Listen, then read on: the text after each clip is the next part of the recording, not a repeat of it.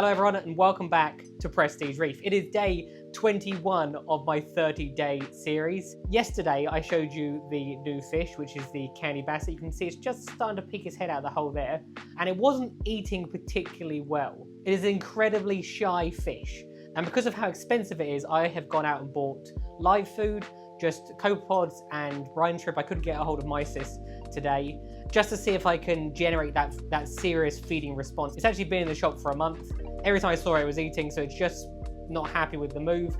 And if it still won't eat after today, I'm probably going to move it to a different tank so it can be by itself, just so it's got total peace. Now on the menu today, we have live copepods and we have live brine shrimp. I would have gone for live mice as well, but they were out of stock. But this should be good enough to get a feeding response, especially the brine shrimp. That usually works the best.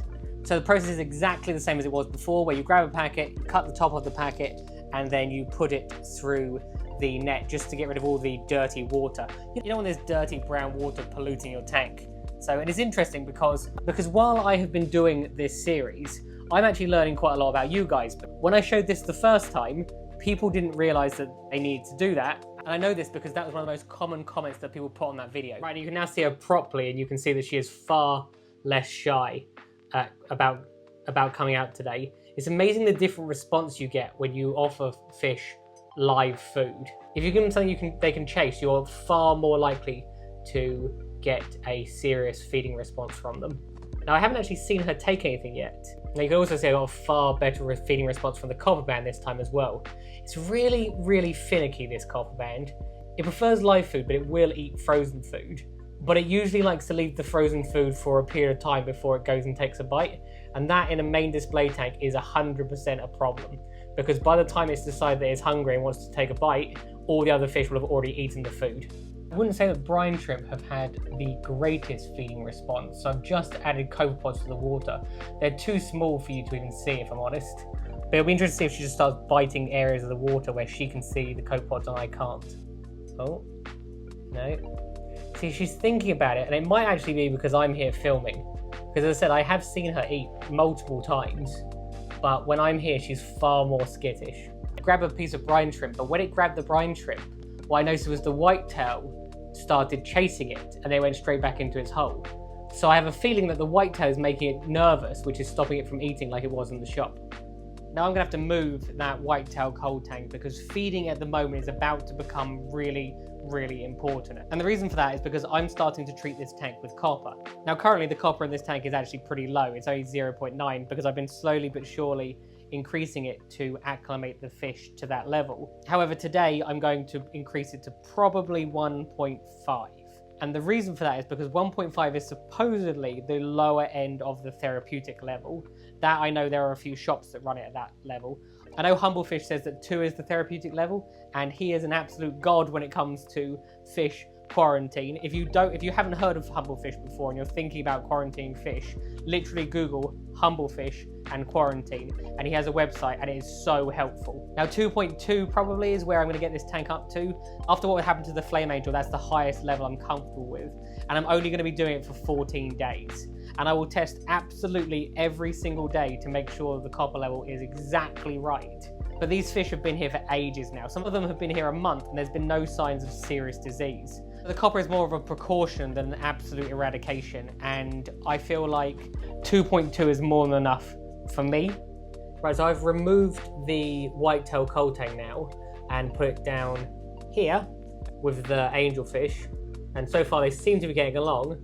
And the behavioural change with the candy basilisk is almost instantaneous, where it started to eat again. And that's what's amazing. It's about making a fish comfortable. If you can make a fish comfortable, it will eat eventually. There you go, perfect. Finally, you're getting a good look at what she looks like as well. Right, now this is the copper medication I use. It is not readily available in the UK, so you won't be able to just pick up from your local fish shop. You might have to either bring it over from America, or there are some people that have already bought it over from America and then they put it on eBay or Amazon for you. Sometimes it doesn't even appear in this bottle, where someone has bought a massive bottle of it and they are dividing it up and then shipping out to people. Just because there is no distributor over here. It is supposedly the safest copper treatment, which I've just seen, it literally says on the bottle. Now, all of the fish that are in the water box have been in this for a month. And usually for the first 3 weeks, they're fine. But we have to remember that this is essentially a poison. And after a little while, their bodies don't like it too much, which is why I'm only going to be doing it for 14 days this time.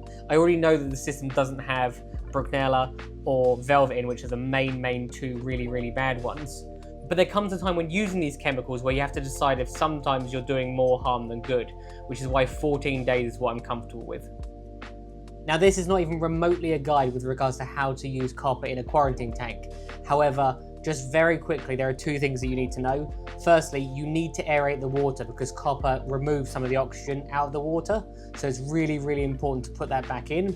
And secondly, you 100% need to have a Hannah checker which tests copper. In my opinion, no other copper test will be easy enough and accurate enough for you to do this safely. The test is literally so easy to do. You just fill a vial with water, you put the vial in the checker, and then you press the black button once. You then add the reagent so the solution turns purple, and you put it back in the checker, press the black button, and you can see how quick it's done it. So the number is now 1.3. Now this is slightly lower than the 1.5 I was going for, so I'll put a little bit more in today, and it should bring up to 1.5. It really is that simple. I hope you enjoyed watching my video. Please feel free to comment below if you had any questions. If you did enjoy it, why not click that like and subscribe button. Have a good day, and I'll see you tomorrow.